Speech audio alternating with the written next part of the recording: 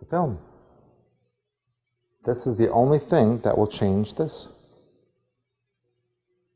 And who's the only one that can do that? You. What happens then if you allow someone to put another film in your projector? Still your projector. Someone change the film. That's mind control. And I wasn't able to show you last night because I didn't have a board about how that really works. And your brain wave is like a sine wave that comes out from your brain and goes like this, can be measured by an electroencephalogram. Thoughts are things, and they can be measured. And so what does mind control waves do? It matches the pattern so that the person whose brain is thinking this doesn't realize that there's something else that doesn't come from him or her, because it's matching the pattern. You do that without you even suspecting? You don't. Most people out there don't suspect. Every second of every day, every single person out there has this carrier wave attached to them. How? Now you're scaring me. From, you should have been here last night. How? From satellites, television transmission, microwave tower transmission, comes through the electrical supply system. It's just everywhere. That's just the way it is. And they use a lot of Nikola Tesla's ideas. And if you ever study his work, you'll know that he actually wanted to use the Earth as a step-up transformer or even a generator, so that you could go outside at anywhere on the Earth and stick a spike in the ground and connect to electrical supply. He was just going to charge the Earth so it would be an electrical generator. You'd never need utilities or anything because the Earth would be it. Yeah, but it didn't stop his work. Is it still going on? Oh yeah, most, if not all, of this technology is based on his work. Also based on his alien technology as well. There was a lot of alien technology as well. But in 1899, 102 years ago, 1899, Nikola Tesla invented a device that literally could pick up thunderstorms or electrical activity miles and miles away, kind of like a weather predictor device. Forerunner to the Doppler radar, if you want to think of it like that, 102 years ago. But something else happened with that device. While he turned it on and listened and watched, he was receiving transmissions, some of them voice transmissions, some of them language of hyperspace transmissions. And he found out that they were the transmissions of an alien civilization that was trying to control and dominate this planet. And he went public with it in the newspapers, and he was ridiculed. And that's when he started to keep his mouth shut about things. And that's when the government started to take his information. But he said that 102 years ago, which in the scheme of things was pretty recent, since all this has been going on since day zero. So we have to understand, and the analogy, that the only way to change the movie of your life is by changing the film, which is the mind pattern. And in order to do that, you need to know what it is in the first place. May I erase this?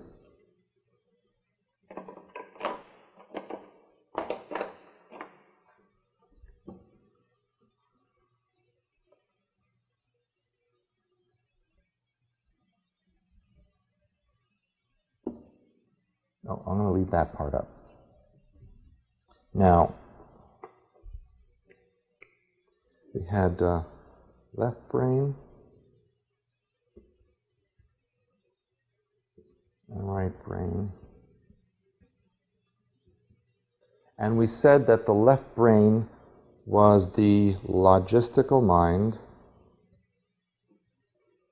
and it was the center of your ego or personality. And we also said it was all of the physical reality thoughts were based in the left brain. And the right brain, we said, was creative, intuitive, emotional, and even spiritual, and all of your thoughts related to non-physical reality emanated from the right brain. Now, what do you call a person who has no balance or connection between the left and the right brain?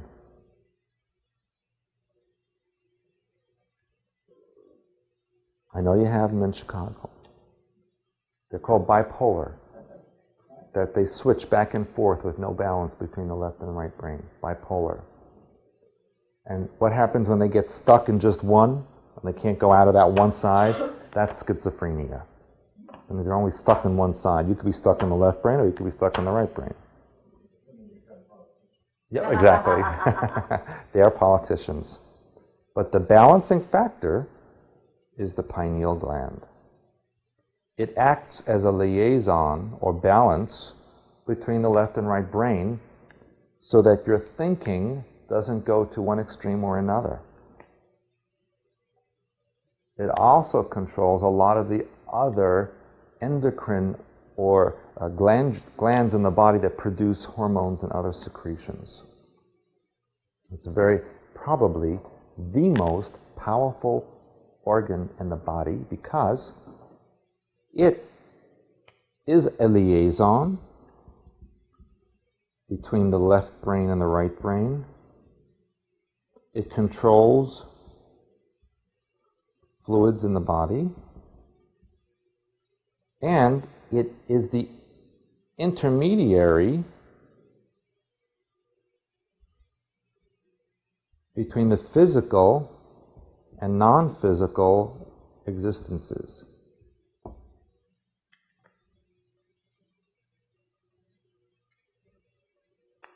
It helps you to determine what your existence is. And then again, I have to give you another example here.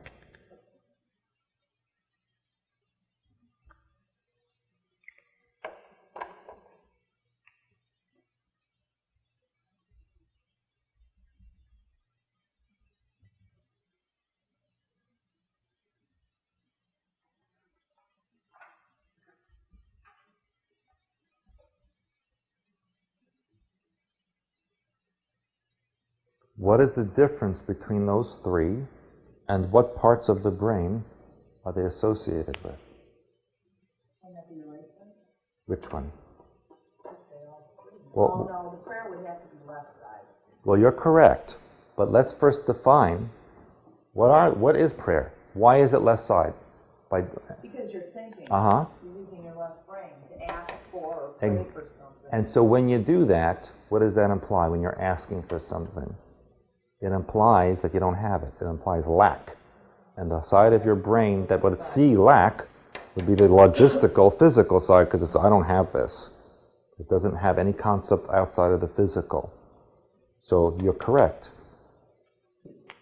Prayer would be associated with the left brain, right there. What is meditation? What do you do when you meditate?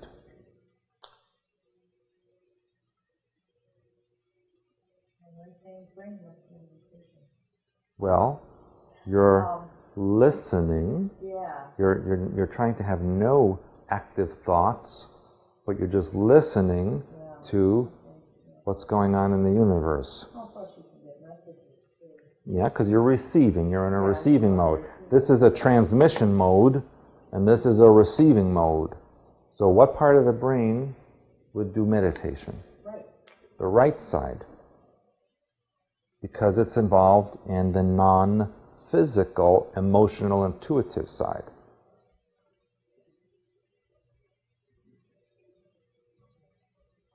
And that leaves... So you're going to say that visualization is the subconscious? Yes, ma'am.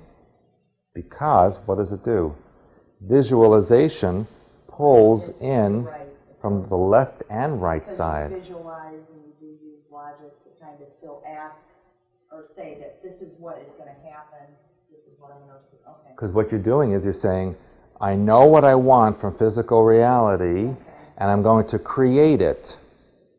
It's pulling both sides of the brain together to create something of your choice.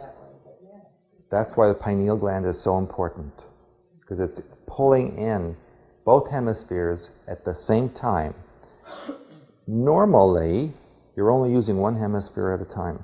Either you're dealing with logic or non-physical. Very rarely do you pull both in and have both active sides at the same time.